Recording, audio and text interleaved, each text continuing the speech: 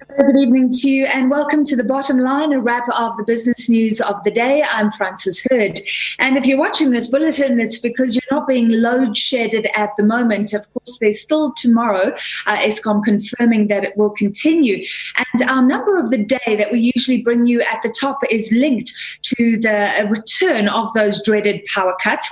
So let's take a look. The number of the day is a simple 3 tonight, which is the number of years South Africans will have to put up with load shedding, probably. That's according to research conducted by the Centre for Scientific and Industrial Research, the CSIR. A co-author says South Africa should expect heavy load shedding to continue for at least 2 to 3 years, depending on the key decisions and actions taken by the relevant entities. And not only will load shedding continue, but it will actually get significantly worse.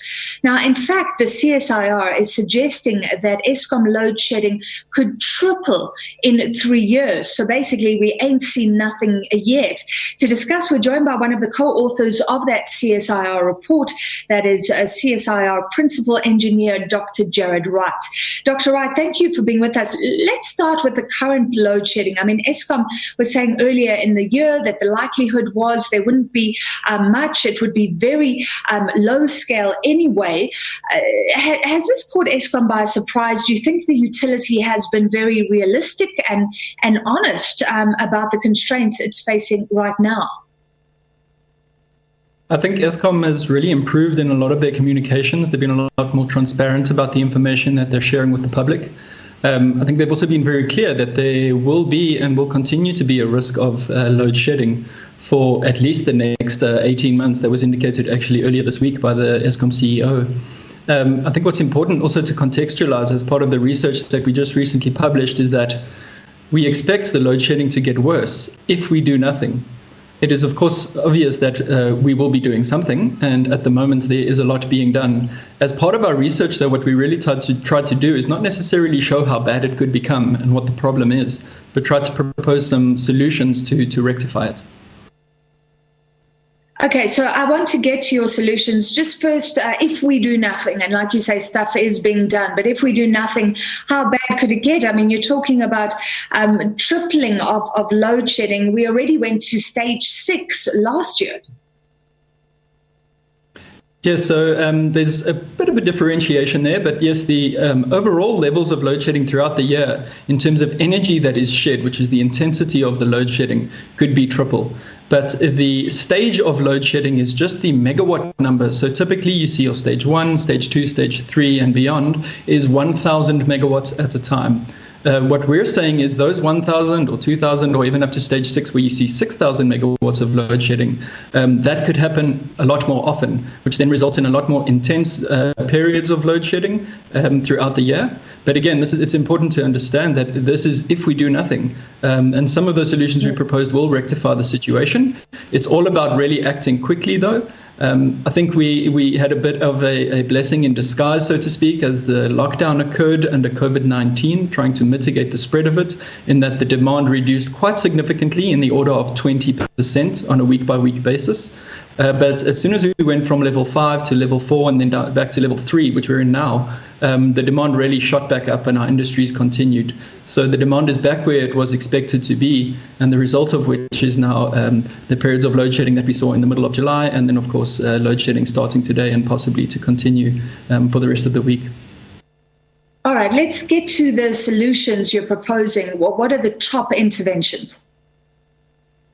Yeah, so in terms of the interventions that we propose, we really define them in 3 steps, 2 of which are not necessarily new, but we just want to accentuate the fact that they really need to be accelerated. The one is the implementation of the DMRE, or the Department of Mineral Resources and Energy Risk Mitigation Procurement Program. That is in the order of about 2,000 to 3,000 megawatts of capacity that they are in the process of procuring. There was a request for information that went out at the end of 2019. We expect a request for proposal to be published in the coming weeks. But really, we need to fast track this process to get the capacity online sooner rather than later. The other step is implementation of our existing policy, which is the Integrated Resource Plan 2019. And in that policy, we start to implement new build capacity, including solar and wind and some storage capacity, as well as some other technologies like gas and even new build coal that is part of the RP 2019 at the moment.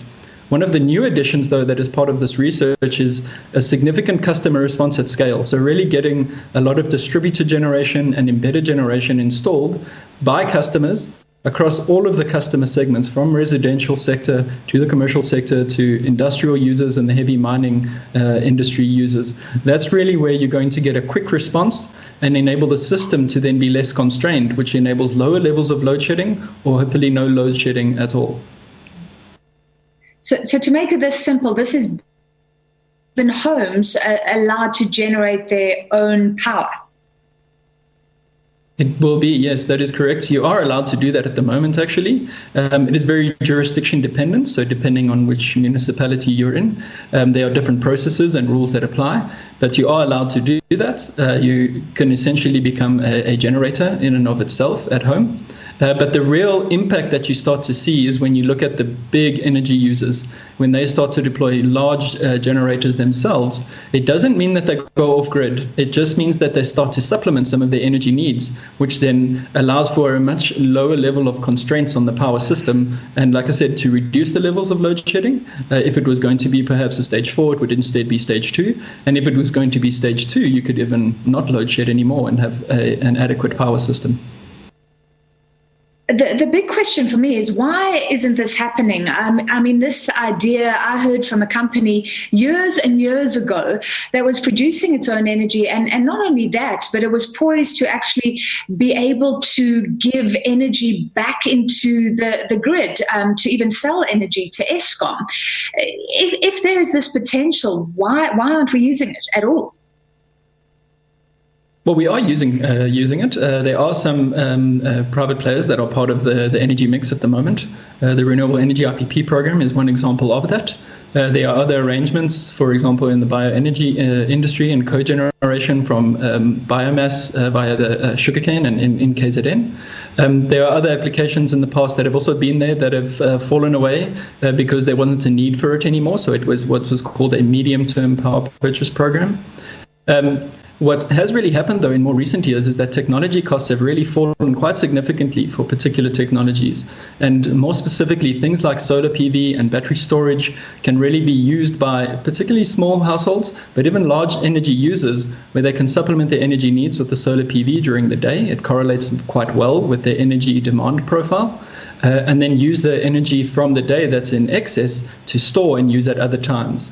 When saying this, of course, it doesn't mean you only need solar PV or you only need storage. There are many other technologies that are part of this mix. Some of these technologies are just more relevant or more applicable for the smaller scale type applications, whether it's for households or for small businesses or industry, as I was mentioning. All right, so finally, very quickly, you're saying government and business and the independent power producers, the right things are happening, but not at the right speed. We just need faster implementation now. Yes, I really think it is a matter of making sure that we implement faster, that we make sure that we, of course, go through the necessary governance processes. We want to make sure, of course, as a country, that we get value for money for the capacity and the energy that we're procuring, particularly as part of the Department of Energy's risk mitigation program and the implementation of that integrated resource plan and the technologies that go with it. So it does take time. We do need to, of course, be as vigilant as possible to make sure that we keep all of these processes clean and that we then get the capacity online as expected, and we don't end up with any delays further, which would then obviously exacerbate the situation, and we could start to see some of the outcomes that we highlighted in the research really come to fruition in the coming years. And hopefully we avoid that load shedding intensifying, even tripling. Like you say, that can be done. Thank you very much. The CSIR Principal Engineer, Dr. Jarrad Wright. Well, Eskom says stay